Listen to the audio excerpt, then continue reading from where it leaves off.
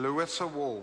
Thank you, Mr. Chair. It's my pleasure as a member of the Health Select Committee to speak on Part 1 of the Psychoactive Substances Bill.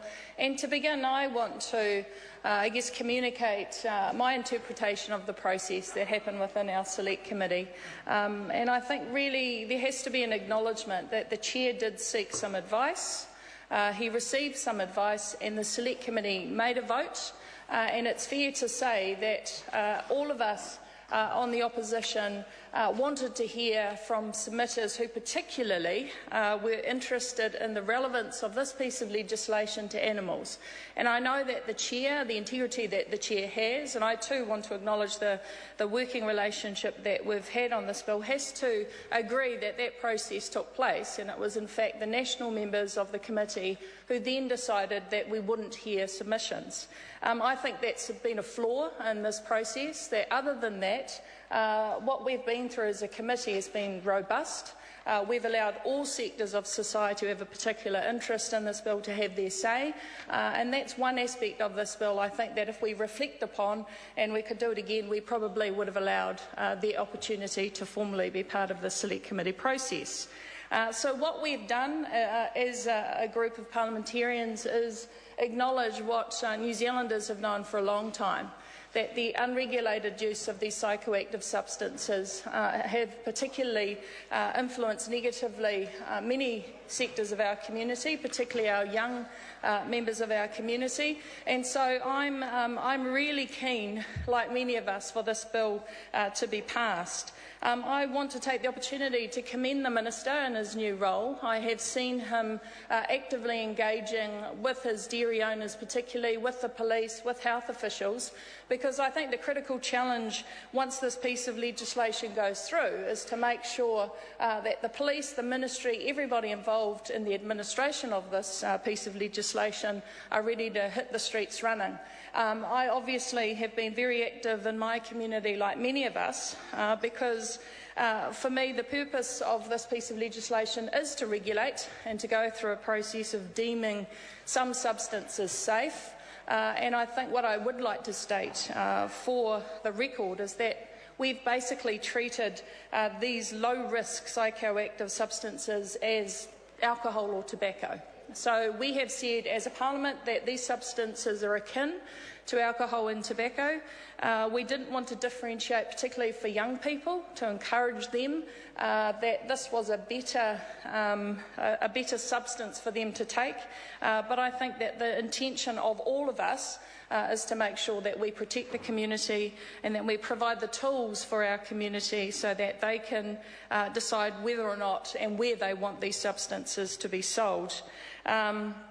I want to focus very much on 11, which is the Psychoactive Substances Expert Advisory Committee, to note the expertise around that committee. So we will have a pharmacologist, we will have a toxicologist, we will have somebody with neuroscience expertise, medical expertise, and anything that we deem or they deem to be relevant.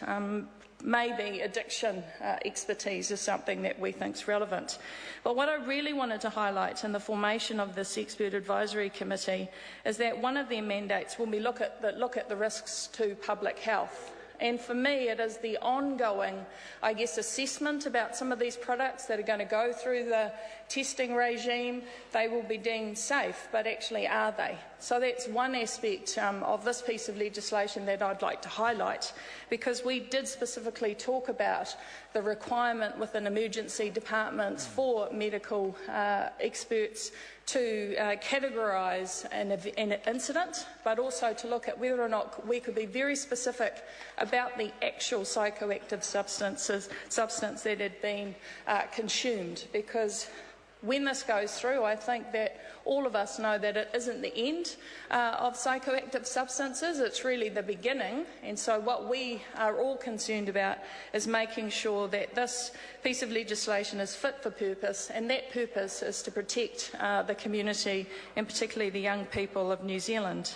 I'm also incredibly interested in the relevance and the appeal of certain products to vulnerable populations. I know that historically, for example, Māori males males have been overrepresented in the use of PZPs, I think, or BZPs. Somebody can correct me if I've got the terminology wrong. Mr. Chair. Larissa Wall. Thank you, Mr. Chair. But obviously, if these substances are being used by a specific group of people in our society, I hope that there will be an ability to identify who these people are and to ensure that they get the help where it's needed. One of the other things I wanted to clarify, if we look at Clause 9 and the meaning of a psychoactive substance, and I'm going to be very interested in Kevin Haig's use of that definition, because essentially what we said is that a psychoactive substance is a substance that induces a psychoactive effect. And we said it wasn't a food and it wasn't a herbal product. And I guess the relevance of that definition will be interesting when we do look at Section 63. That the committee initially chose collectively to delete, and then again the national members of the Health Select Committee thought that it should be reintroduced in spite of the overwhelming evidence, particularly from the police, that said this was going to be incredibly difficult to administer because of the need to test the particular product and the long time frame between testing it and then laying a particular an offence against those over 18, Mr. Chair of our Select Committee. So we obviously, and my colleague Ian Lees-Galloway will speak to that specifically because it's something that he has proposed a supplementary order paper to address. I'd like to also contribute to the whole discussion around animal testing. I think as a Select Committee we have to acknowledge that there was nothing said about animal testing in the beginning, and that there has been a really good collaborative movement toward I guess creating a piece of legislation that will ensure if other tests exist that we won't in fact test any of these products on animals.